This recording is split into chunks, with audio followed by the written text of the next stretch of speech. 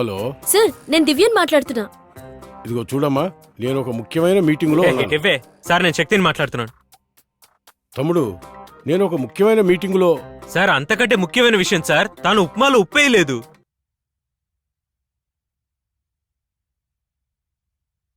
ఉప్మాలో ఉప్పేయకపోవటం కూడా ఓ ప్రాబ్లమారా?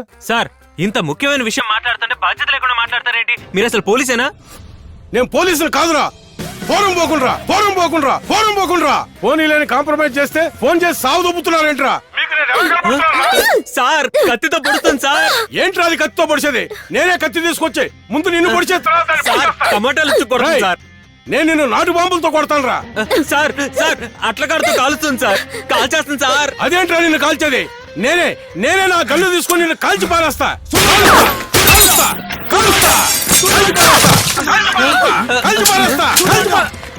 రేయ్, తుపాకులో గుళ్ళు అయిపోయినారా?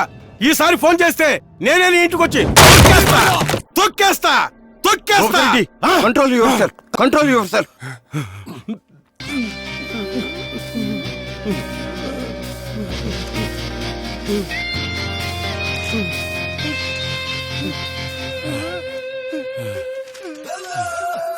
Yes, sir. You are dismissed. ఏయ్, ఇంకా నీకు నాకు కుదరదే. నేను డైరెక్ట్ గా భూపతి రెడ్డి సార్ దగ్గరికి వెళ్ళి నీ మీద కంప్లైంట్ ఇస్తాను. నువ్వేంట్రా నా మీద కంప్లైంట్ ఇచ్చేది? నేనే నీ మీద కంప్లైంట్ ఇస్తదా?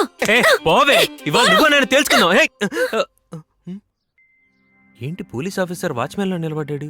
సార్ నేను మిమ్మల్ని కలవడానికే వస్తున్నాను. తను అసలు ఏం చేసిందో తెలుసా? తను ఏం చేశాడు తెలుసా సార్? నువ్వే ఊరుకో. అసలు ఏం చేసిందో తెలుసా? మీ ఇద్దరి వల్ల నేను ఏమైపోయానో తెలుసా? మీకు నేను ఏం ద్రోహం చేశానురా? మిమ్మల్ని కలపాలని చూస్తే మా ఆవిడ నన్ను వదిలేసిపోయిందిరా. పెళ్ళాం పోతే పోయిందిలే, పోలీసు ఉద్యోగం చేసుకుని హ్యాపీగా బతకొచ్చని నా పనిలో నేనుంటే మీరిద్దరు నన్ను అక్కడ కూడా వదిలిపెట్టలేదు. మీ వల్ల నేను డిస్మిస్ అయిపోయాను కదరా.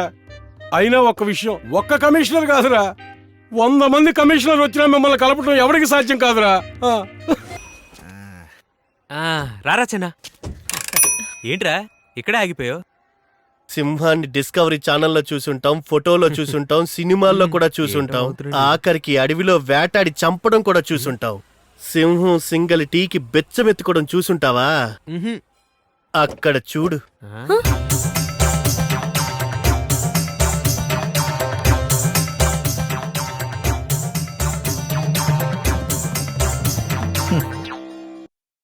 అమ్మా బిచ్చవేయండి అమ్మా. అయ్యా బిచ్చవేయండి అయ్యా.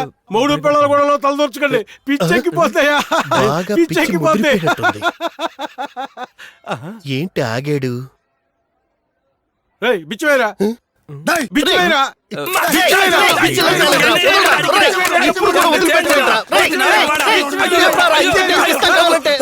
డబ్బులు గుడికెందుకు వచ్చావురా? పోరా రై, వీడికి ఎంత పిచ్చెక్కినా కూడా నన్ను కొట్టడం మాత్రం మర్చిపోలేదే. రేయ్, నిజంగానే పిచ్చోడైపోయినట్టున్నాడు రా.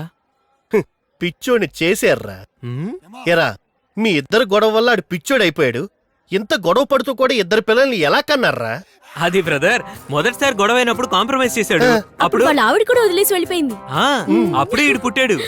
ఆ తర్వాత మాకు 17సారి గొడవైనప్పుడు మళ్ళీ కాంప్రమైజ్ చేశాడు. ఆయన ఉద్యోగం కూడా పోయింది. అప్పుడే ఇది పుట్టింది. అది 17 కాదండి, 20వ అదే, అది 17సారి. గుర్తెచ్చుకోండి. నేను చెప్తున్నాను కదా, ఇంకొకటికి రెడీ అవుతున్నారు. రేయ్, నేను చెప్పింది వింటావు, తను చెప్పింది వింటావు. అన్నయ్య, మీరు నేను చెప్పింది వింటారా, ఆయన చెప్పింది వింటారా? రేయ్, నేను చెప్పిందే వినాలి. నేను చెప్పింది వినాలి. రేయ్, నేను చెప్పింది వినాలి. పులికెదురుపడ్డ జింక, మొగుడు పిల్లల గొడవలో తలదూర్చిన మనిషి బాగుపడినట్టు చరిత్రలోనే లేదు. దానికి ఉదాహరణ ఆ వెళ్తున్న గుండోడే. ప్రజలారా, మొగుడు పిల్లల గొడవ అనేది ఒక ఆట లాంటిది. ఆ ఆటలోకి వెళ్తే మనం ఇరుక్కుపోతాం, బయట నుండి వేడుక చూడాలి. That is the life.